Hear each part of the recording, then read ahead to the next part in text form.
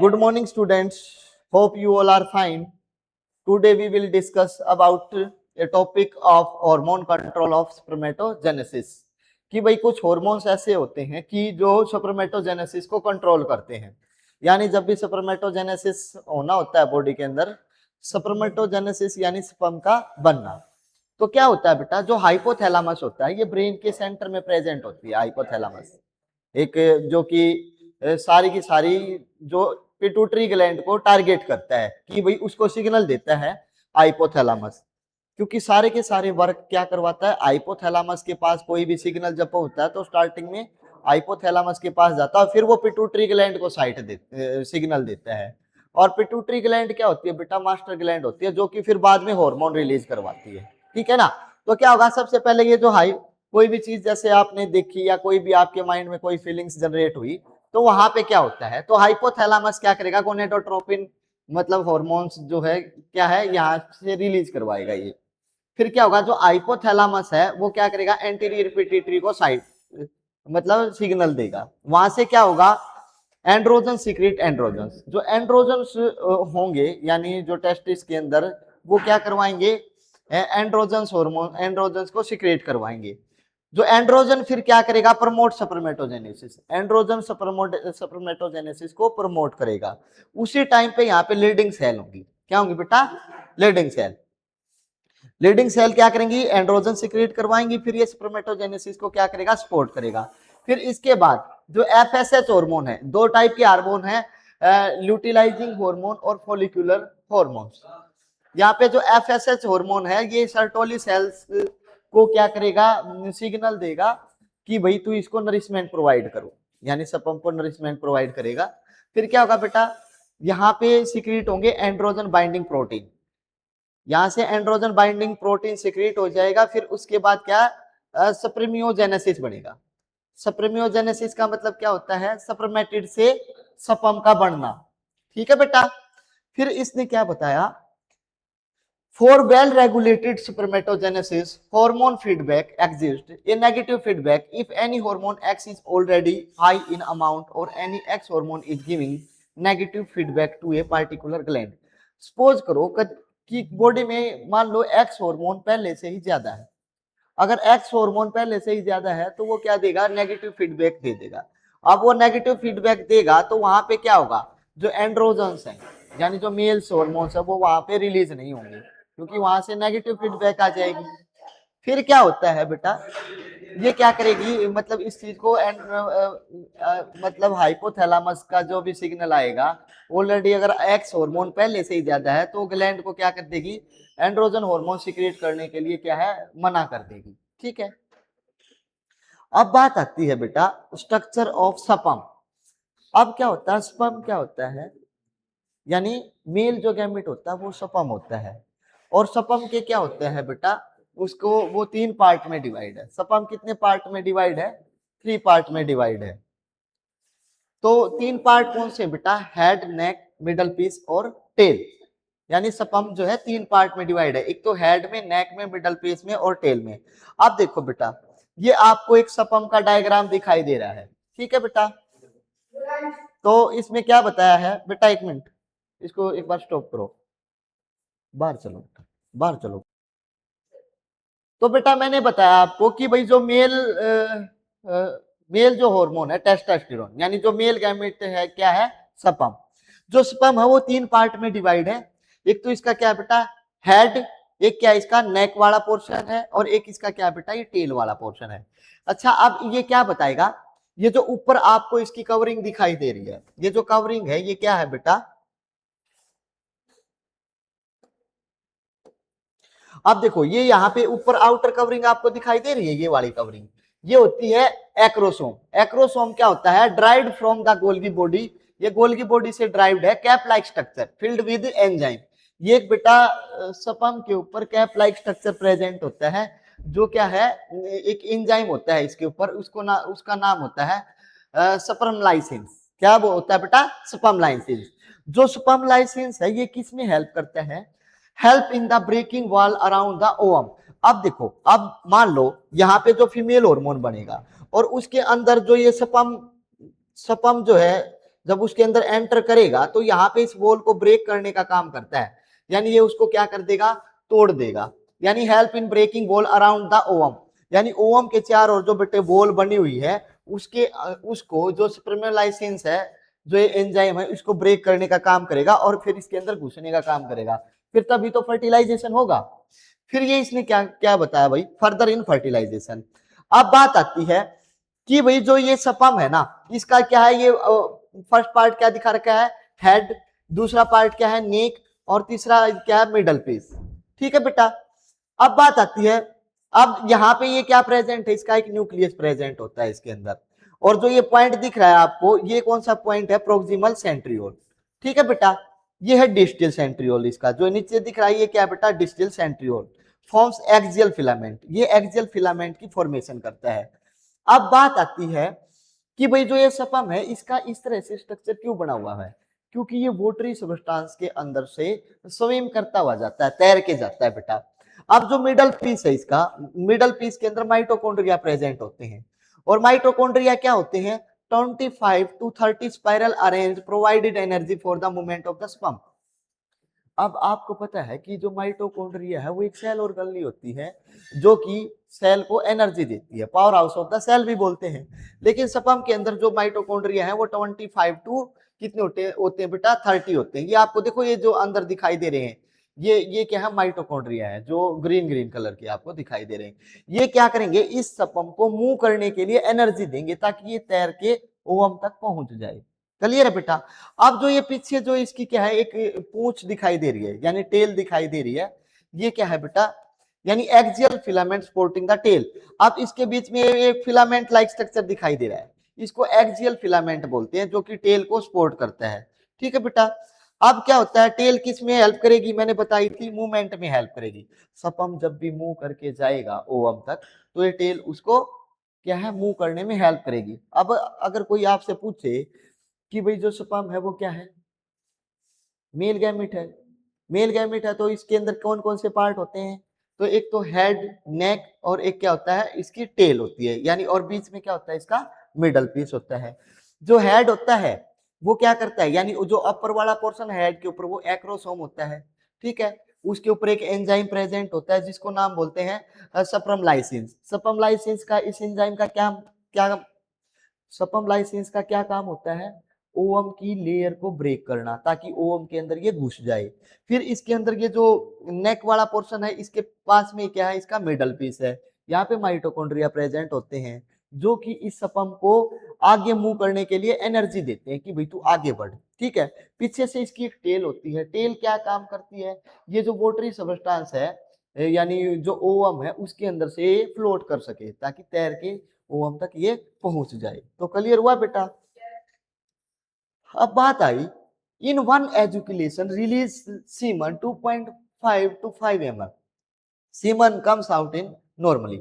अगर एक बार जो ह्यूमन सपम एजुकुलेट होता है, यानी एक बार जब ह्यूमन का सपम रिलीज होता है तो उसके अंदर से 2.5 से 5 ml सपम जो है रिलीज होते हैं, 2.5 से 5 ml सपम रिलीज होते हैं बेटा।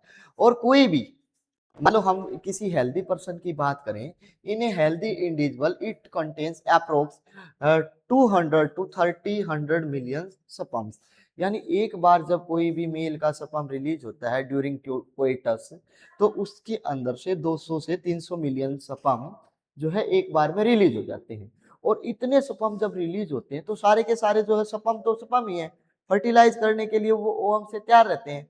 लेकिन जो एक एक्टिव स्पर्म होगा, यानी जो लकी स्पर्म होगा, वही जो है ओवम के साथ फर्टिलाइज कर पाएगा, और फिर वो बाद में क्या है, रिप्रोडक्शन प्रोसेस उसके अंदर स्टार्ट हो जाती है।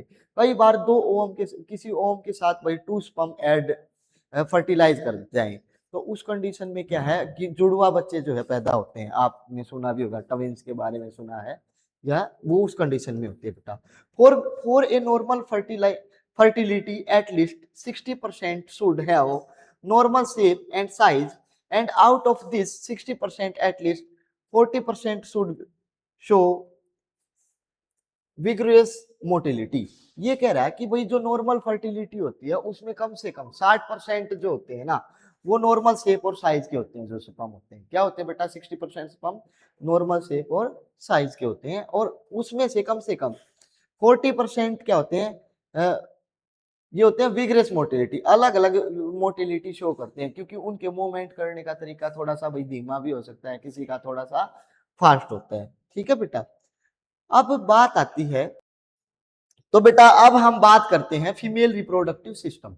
जो बेटा फीमेल रिप्रोडक्टिव सिस्टम है वो किस किस पार्ट में कंसिस्ट होता है। Primary sex organ, ovary. जो फीमेल रिप्रोडक्टिव सिस्टम है उसके अंदर जो प्राइमरी सेक्स ऑर्गन है वो क्या होता है, ओवरी होती है। फिर उसकी क्या होती है बेटा, एसेसरी डक्ट होती है उसके अंदर, जैसे फैलोपियन ट्यूब, यूट्रस, सर्विक्स और वेजाइना। फिर क्या होती है उसके अंदर कुछ एसेसरी ग्लैंड प्रेजेंट होती हैं। भाई फीमेल रिप्रोडक्टिव सिस्टम के अंदर पहले तो डक्ट है। डक्ट आप क्या कौन सी है, फेलोपियन ट्यूब, यूट्रस और सर्विक्स और वेजाइना। एसेसरी ग्लैंड कौन सी होती है बेटा, एसेसरी डक्ट क्या है, फेलोपियन ट्यूब, यूट्रस, सर्विक्स और वेजाइना। ठीक है, अब बात आती है एसेसरी ग्लैंड। एसेसरी ग्लैंड जो है आपकी एनसीईआरटी में गिवन नहीं है। अब होती है इसकी एक्सटर्नल जेनेटाइला। एक्सटर्नल जो जेनेटाइला है उसको वल्वा बोलते हैं। क्या बोलते हैं, एक्सटर्नल जेनेटाइला का नाम क्या है, वल्वा। यानी जो फीमेल का रिप्रोडक्टिव सिस्टम है वो जितना भी है उसको हम सारे को मिला के क्या बोलते हैं, वल्वा। क्या बोलेंगे भाई, वल्वा। अब वल्वा के अंदर क्या होता है, मोनस प्यूबिस होता है, लेबिया मेजोरा होता है, लेबिया माइनोरा होता है, क्लिटोरियस होता है और हाइमेन होता है। इसके अंदर क्या क्या होता है बेटा, एक्सटर्नल जेनेटाइला के अंदर मोनस ट्यूबिस, यानी इसके ऊपर क्या है, एयर ग्रो करते हैं, मतलब ये फैटी स्ट्रक्चर होता है जो कि वेजाइना से जस्ट ऊपर होता है, पेल्विक रीजन के साथ में। जो लेबिया मेजोरा होता है ये एक लेयर होती है भाई, और यानी और एक लेबिया माइनोरा होती है, ये बाहर वाली लेयर है और एक ये अंदर वाली है, जो कि जब डायग्राम आएगा मैं आपको बताऊंगा इन चीजों के बारे में।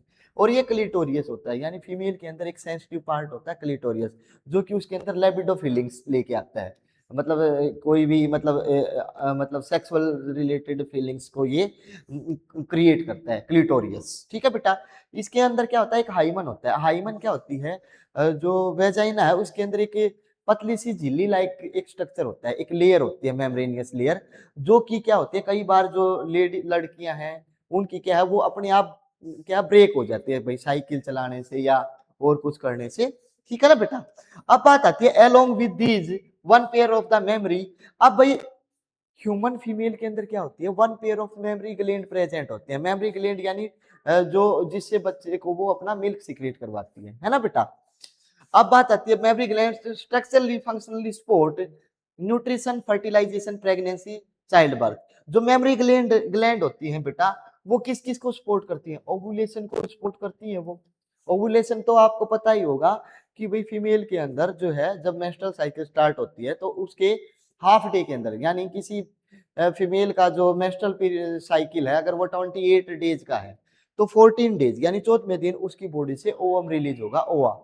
और उस टाइम पे अगर वो किसी मेल के कांटेक्ट में आती है, अगर उनके बीच में कोई भी कोइटस होता है या सेक्सुअल इंटरकोर्स होता है, तो उस कंडीशन में प्रेगनेंसी की पॉसिबिलिटी जो है 90% होती है। ठीक है बेटा, तो यहाँ पे फर्टिलाइजेशन होता है और प्रेगनेंसी में हेल्प करती है और चाइल्ड बर्थ में। तो अब देखो मैं आपको ये डायग्राम है फीमेल रिप्रोडक्टिव सिस्टम का, इसके बारे में बताऊंगा बेटा। जो ये फीमेल रिप्रोडक्टिव सिस्टम है इसके अंदर ये क्या प्रेजेंट है, अंदर जो ये आपको दिखाई दे रहा है ये यूट्रस है। ये जो लाइनिंग आपको दिखाई दे रही है ये क्या है बेटा, यूट्रस। ठीक है भाई, अब इस यूट्रस के अंदर क्या है, यूट्रस यानी माँ का जो गर्भ जिसको बोलते हैं, यहाँ पे जो इम्प्लांटेशन होती है तो यहीं पे होती है। ठीक है बेटा, तो इसके अंदर क्या है, ये जो आपको दिखाई दे रही है ये है इस्थमस और ये है एम्पुला। अब बात आती है इसके एक बार पार्ट देखो आप, जो ये फीमेल का जो ये पार्ट है इस्थमस, एम्पुला और इनफर्निबुलम, ये ओविडक्ट है। क्या है बेटा, ये ओविडक्ट। अब ओविडक्ट में जो क्या है, अब यहां से ये आपको दिखाई दे रही है ओवरी। अब इस ओवरी के अंदर क्या होता है, ओवा बनता है। क्या बनता है, इसके अंदर ओवम बनेंगे। अब इन ओवम को कौन अपनी तरफ अट्रैक्ट करेगा, कौन करेगा, ओवरी अट्रैक्ट करेगी। ओवा बना तो इनको ओवरी अट्रैक्ट करेगी, मतलब सॉरी भाई, ओवरी के अंदर क्या बना, ओवा बना। अब इसको एक फिंगर लाइक स्ट्रक्चर इसको अपनी तरफ अट्रैक्ट करेंगे, जिसको बोलते हैं फिमरी। क्या बोलते हैं बेटा, फिमरी। अब ये फिमरी क्या है यहाँ पे, फिर ये क्या करेगा, ये ओवा यहां से आएगा, फिर एक ये बिल्कुल एक ब्रॉड सी जगह होती है फेलोपियन ट्यूब के अंदर, एक चौड़ी सी जगह होती है। यहाँ पे क्या है, यहाँ पे मेल गैमेट और फीमेल गैमेट यहाँ पे फर्टिलाइज होने की जगह है। अब यहाँ पे क्या है, एम्पुला के अंदर फर्टिलाइजेशन होता है। क्या होता है बेटा, एम्पुला के अंदर फर्टिलाइजेशन होता है। अब फर्टिलाइजेशन के बाद आपको पता है भाई, पहले वन सेल बनी, वन सेल से टू सेल स्ट्रक्चर बन गया, टू से फोर सेल स्टेज स्ट्रक्चर बना, और सेल से फोर सेल स्टेज से 8 सेल स्ट्रक्चर बना। ठीक है, आपने पढ़ा होगा ना ब्लास्टुला, मोरुला, है ना, फिर गेस्टेशन होता है। तो जो ब्लास्टुला स्टेज होती है, तो यहाँ पे वो क्या है, 8 सेल स्ट्रक्चर बन जाएगा, फिर 16 सेल स्ट्रक्चर बनेगा मोरुला, और फिर वो यहां से आके और यूट्रस के अंदर इंप्लांट हो जाएगा। कहां पे इंप्लांट हो जाएगा, यूट्रस के अंदर। अब बात आती है, जो इस्थमस होती है, ये फेलोपियन ट्यूब वाला वो पार्ट है जो कि यूट्रस के पास होता है। किसके पास होता है बेटा, यूट्रस के पास होता है, और यहीं पे सबसे पहले फर्टिलाइज होना स्टार्ट होता है। ठीक है, एम्पुला के अंदर। ठीक है ना। अब बात आती है इसके अंदर और क्या क्या चीज प्रेजेंट है भाई।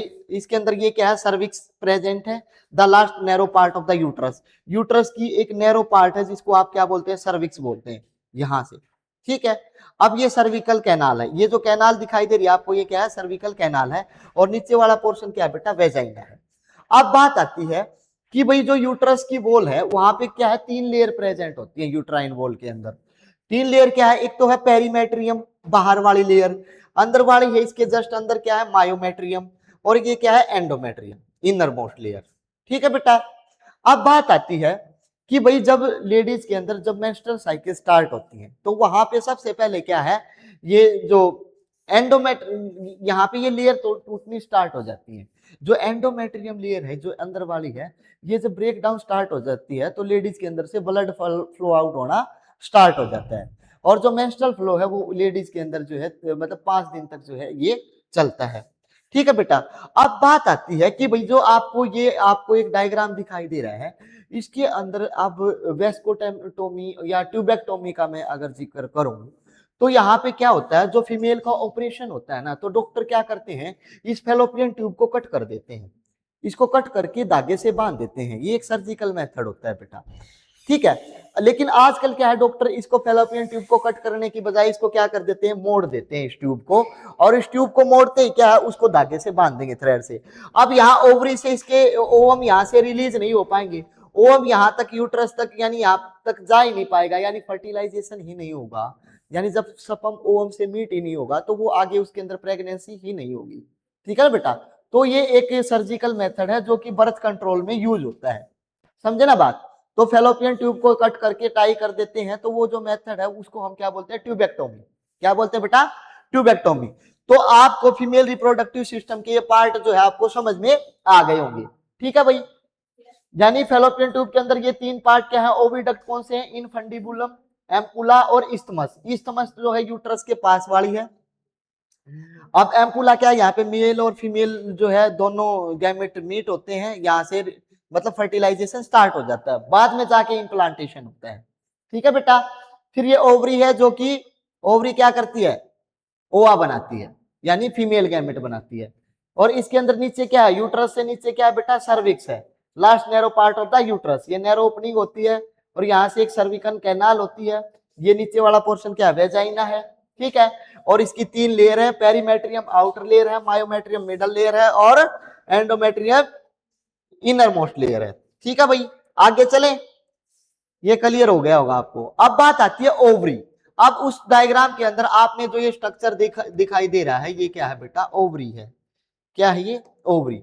अब ये जो ओवरी है, ये आपको दिखाई दे रही है।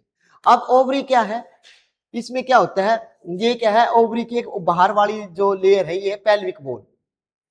यहाँ पे सस्पेंसरी लिगामेंट होते हैं, यूट्राइन वाल होते हैं, यानी इस ओवरी के यहाँ पास में क्या होता है, यूट्रस होता है। तो यूट्रस के बाहर वाली लेयर को क्या बोलते हैं, यूट्राइन वॉल बोलते हैं। तो प्राइमरी सेक्स ऑर्गन क्या होता है, a pair of the pair length 2 से 4 सेंटीमीटर।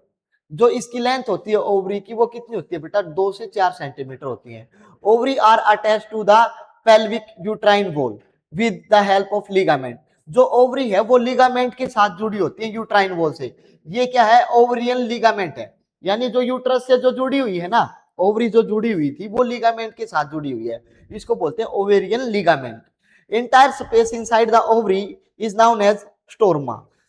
जो ओवरी के अंदर वाला स्पेस है उसको हम बेटा स्टोरमा बोलते हैं। It is further divided into two parts. जो स्टोरमा है वो दो पार्ट में डिवाइड होता है। Outer cortex has follicle. Outer cortex देखो जिसके अंदर ये फॉलिकल्स दिखाई दे रहे हैं, फॉलिकल डेवलपिंग विद एग। फिर इनर मेडुला, और इनर वाला पोर्शन क्या होता है बेटा मेडुला, जो ये आपको ब्लड की जो लाइनिंग्स आपको रेड रेड यानी दिखाई दे रही है, यानी इसके अंदर क्या प्रेजेंट होती है, ब्लड वेसल्स प्रेजेंट होती है। अब क्या होता है, अब ये जो बाहर वाली लेयर है जो आउटर है वो क्या है, जर्मिनल एपिथेलियम है एक, यानी यहाँ पे कि क्या है जर्मिनल एपिथेलियम, ये जो है बाहर वाली जो लेयर है, ठीक है। अब इसके नीचे क्या है, ट्यूनिका एल्बुमिना, ये कनेक्टिव टिश्यू है जो कि ये इसको कवर्ड करके रखता है। तो आपको पता चला ओवरी किसके साथ अटैच होती है, यूट्राइन वॉल से अटैच होती है, किसकी हेल्प से ये अटैच होती है, लिगामेंट की हेल्प से अटैच होती है बेटा, ठीक है। अब बात आती है एसेसरी डक्ट। अब जो ओवरी है उसमें क्या होते हैं, कुछ एसेसरी डक्ट है, जैसे फेलोपियन ट्यूब। मैंने बताया था कि जो भाई जो ये ओवरी है यहाँ पे तो क्या है ओवरी प्रेजेंट होते हैं। एक बार मैं आपको बता दूं, अब देखो बेटा, अब इसने क्या दिखाया है, फेलोपियन ट्यूब। मान लो ये जो है ये फीमेल का क्या है, एक रिप्रोडक्टिव पार्ट है, और ये वाला जो पोर्शन है ये क्या है, ये फेलोपियन ट्यूब है। क्या है बेटा, ये फेलोपियन ट्यूब। और इसी फेलोपियन ट्यूब को के आगे ओवा को कनेक्ट करने के लिए क्या होती है, यहाँ पे फिंगर लाइक प्रोजेक्शन होते हैं, और यहाँ पे क्या है ओवरी होती है, और ये एक लिगामेंट से अटैच होती है। और इस ओवरी से ओवा को कौन अट्रैक्ट करता है, ये फिंगर लाइक स्ट्रक्चर अट्रैक्ट करते हैं, जिसको फिमरी बोलते हैं। अब देखो क्या हुआ, ये क्या है, infundibulum the ampulla and isthmus. अब क्या हुआ, यहां ओवरी थी, यहां पे ओवरी, इससे ओवा बना और इस फीमरी ने इसको अट्रैक्ट कर लिया। यहां से फीमेल यानी फीमेल हार्मोन इसके अंदर चला गया। फिर यहां से जो एक ये जो ब्रॉड जगह दिख रही है आपको, चौड़ी सी जगह, यहाँ पे कोई भी अंदर से क्या हुआ, मेल गैमेट आ गया मान लो, और यहाँ से ये क्या ओवा गया, तो यहाँ पे ये फर्टिलाइजेशन की जगह होती है बेटा। तो इसने क्या बताया, fallopian tube oviduct ciliated columnar epithelium, ये क्या होती है, सिलिएटेड कोलुमनर एपिथेलियम की बनी होती है। और जो इस ट्यूब की जो लेंथ होती है वो क्या होती है, 10 से 12 सेंटीमीटर होती है।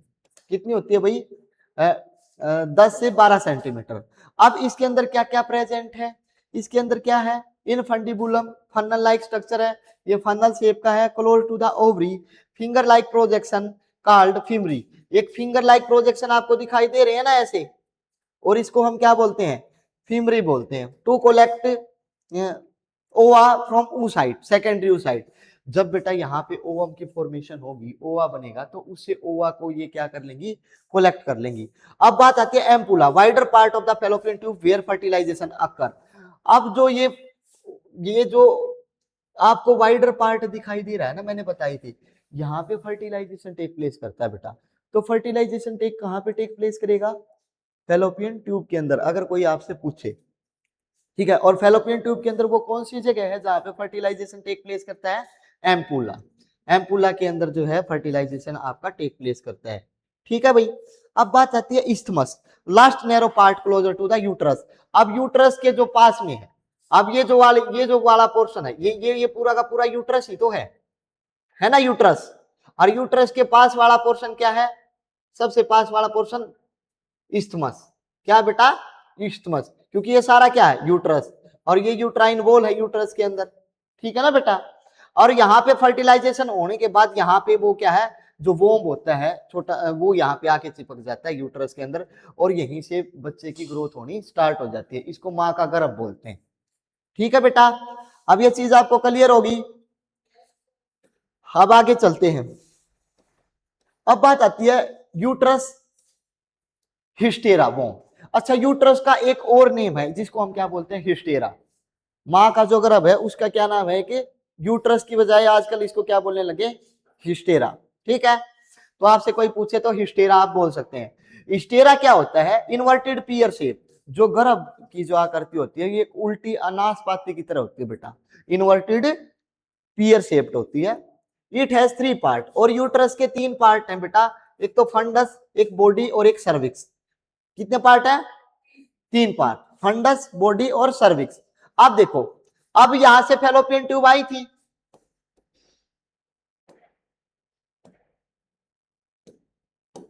अब देखो यहां से फैलोपियन ट्यूब है, फैलोपियन ट्यूब क्या लेके आई है, मान लो ओम यहां से आया अपना, ठीक है। ये वाला जो पोर्शन है, जो ये आउटर लेयर है, इसको हमने क्या बोला, फंडस, क्या बोला है, fundus. Top dome shape, dome shaped होता है ये। वेयर इम्प्लांटेशन अकर, यहाँ पे इम्प्लांटेशन होता है बेटा स्पेसिफिकली इन एंडोमेट्रियम, ठीक है। इसके नीचे क्या है, ये सर्विकल कैनाल आपको दिखाई दे रही है, सर्विकल कैनाल है। अब बात आती है यूट्राइन कैविटी, ये जो यूट्रस की जो कैविटी है, खाली जगह, इसको यूट्राइन कैविटी हम बोल रहे हैं। ये है बॉडी, ठीक है, बॉडी, ये मिडल मिडल बॉडी है। ये है cervix, last narrow part of the uterus, uterus का लास्ट वाला पार्ट, ठीक है भाई, ये यूट्रस के अंदर वाला पार्ट है। और इम्प्लांटेशन आपको पता है यहाँ पे किसके अंदर होता था, वो फर्टिलाइजेशन किसके अंदर हुआ था, फर्टिलाइजेशन एम्पुला। एम्पुला क्या था, एक वाइड स्पेस यहाँ पे प्रेजेंट था, यानी यहाँ पे फर्टिलाइजेशन हो गया, फिर बाद में यूट्रस के अंदर इम्प्लांटेशन होता है, ठीक है बेटा। आगे चले, अब बात आती है wall of the uterus. Uterus की वॉल कौन कौन सी है भाई, अब ये क्या है, ये यूट्रस है, ये अंदर वाला पार्ट क्या है आपको दिखाई दे रहा है, ये कौन सा पार्ट है, ये है बेटा यूट्रस, ये यूट्रस वाला ही पार्ट है ना। अब इसकी वॉल कितनी है, पेरीमेट्रियम, मायोमेट्रियम और एंडोमेट्रियम। जो पेरीमेट्रियम है ये outer layer of the epithelium है, जो पेरीमेट्रियम है देखो आपको ये दिखाई दे रही होगी,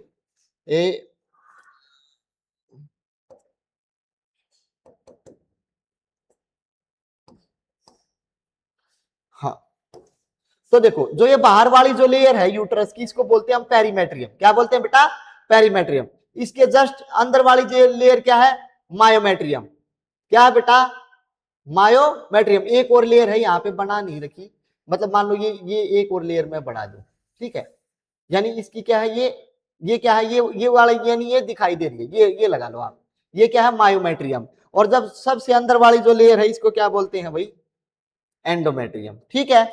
but it pregnancy does not happen, it break in the fallopian menstrual blood highly vascular. अब क्या होता है, जब लेडीज को मेंस्ट्रुअल फ्लो होता है, मेंस्ट्रुअल साइकिल जब स्टार्ट होती है, तब ये लेयर जो है ब्रेक डाउन होनी स्टार्ट हो जाती है बेटा। और जब ब्रेक डाउन होनी स्टार्ट होंगी तो उनकी बॉडी से क्या है, ब्लड फ्लो आउट करेगा, एक खून उनकी बॉडी से निकलेगा। अब बात आती है भाई, अब यहाँ पे जो एक इसका ये जो टिश्यू है वो क्या है, एपिथेलियम टिश्यू है, कनेक्टिव टिश्यू है, जो कि एज ए लिगामेंट इसको जोड़ रहा है यहाँ से पेल्विक रीजन से। अब क्या होता है, पेरीमेट्रियम बाहर वाली लेयर है, मायोमेट्रियम क्या है, मिडल लेयर है, has smooth muscles which contract upon action of the oxytocin help in child birth. अब जो ये मायोमेट्रियम लेयर है ना, ये वाली लेयर बीच वाली, जब भी कोई भी औरत बच्चे को जब जन्म देती है तो ये कॉन्ट्रैक्शन का काम करती है, उस बच्चे को पुश आउट करती है, यानी बाहर धकेलने का काम करती है। और वहां पे क्या है, एक हार्मोन रिलीज होता है ऑक्सीटोसिन। कौन सा हार्मोन रिलीज होता है बेटा, ऑक्सीटोसिन। अब बात आती है एंडोमेट्रियम। एंडोमेट्रियम क्या होती है, ये इनर मोस्ट लेयर होती है, ग्लैंडुलर होती है, undergo maximum change during the menstrual cycle. जो ये एंडोमेट्रियम है ना, मेंस्ट्रुअल साइकिल के दौरान यही ब्रेक डाउन होती है। सबसे ज्यादा जो चेंजमेंट होते हैं वो एंडोमेट्रियम के अंदर ही होते हैं। जो ब्लड फ्लो आउट होता है वो वही रीजन होता है, एंडोमेट्रियम लेयर टूटती है, उसी से ब्लड फ्लो आउट होता है। तो सबसे ज्यादा जो चेंजमेंट होंगे किसके कारण होंगे, प्रेगनेंसी के अंदर, मेंस्ट्रुअल साइकिल के अंदर, वो एंडोमेट्रियम टूटती है। आपको पता होगा जब फीमेल के अंदर जब भाई मेंस्ट्रुअल फ्लो होता है तो वो एकदम से टायर्ड सी होती है, उनके हार्मोनल चेंज होते हैं, वो उनको बार बार मतलब भाई गुस्सा आना या कुछ इस तरह से उनके अंदर चेंजमेंट आने स्टार्ट हो जाते हैं। तो ये सारा का सारा रीजन किसका है, एंडोमेट्रियम लेयर का, ठीक है ना। वो थकी हुई सी होती है या इस टाइप की चीजें उनके अंदर होती है। तो every month it prepare for the pregnancy, high pregnancy by thickening under the uterine oestrogen. अब क्या होता है, अगर कोई भी फीमेल अगर प्रेग्नेंट नहीं होती तो दोबारा से ये लेयर बननी स्टार्ट हो जाती है, हर एक मंथ में ये अपने आप को प्रिपेयर करती रहती है एंडोमेट्रियम, फिर दोबारा से उसको मेंस्ट्रुअल फ्लो होगा। अगर जब उसका मेंस्ट्रुअल साइकिल जो है बंद ना हो, मतलब यानी स्टॉप हो जाए, तो इसका मतलब वो क्या हो गई है, वो प्रेग्नेंट हो गई है। हाँ, अगर किसी भी मतलब कोई भी लड़कियां हैं उनका उनके अंदर जो मेंस्ट्रुअल साइकिल है वो 2-4 दिन जो है या 1 वीक तक भी जो है लेट हो सकती है, क्योंकि वो क्या है हार्मोनल इनबैलेंस के कारण भी वो चीजें हो सकती हैं, तो उसमें उसको कोई ज्यादा मतलब टेंशन लेने वाली बातें नहीं है भाई, ठीक है। तो उसके अंदर क्या होता है कि भाई वो तो हार्मोनल मतलब मिसबैलेंस होने के कारण ऐसा हो जाता है। अगर इससे ज्यादा कोई अगर प्रॉब्लम है तो या तो उसको और कोई प्रॉब्लम है, फिर वो उसको डॉक्टर से दिखा लेना चाहिए। तो एवरी मंथ ये जो लेयर है ये हर एक मंथ या ये क्या है ये बनती रहती है, यानी यूट्रस की लाइन क्या है मोटी होती रहती है। फिर क्या है अगर वो फर्टिलाइज नहीं होती कोई भी फीमेल, फिर वो दोबारा से ब्रेक डाउन हो जाती है, फिर वो ऐसे ही प्रोसेस जो है चलता रहता है। तो एक बार देख लेते हैं बेटा आज की क्लास में एक बार थोड़ा सा। तो इसमें क्या बताया, endometrium has 2 layer, stratum basalis and stratum functionalis. ये जो है 2 टाइप की लेयर इसके अंदर प्रेजेंट है।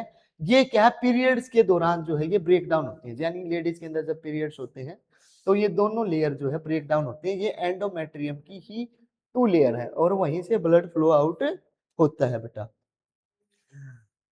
और अब बात आती है, टाइम कितना हुआ अभी बच्चे, या एक ये पार्ट और करवा दूं मैं आपका आज, ये जो है ना कल। थैंक यू बेटा, ठीक है।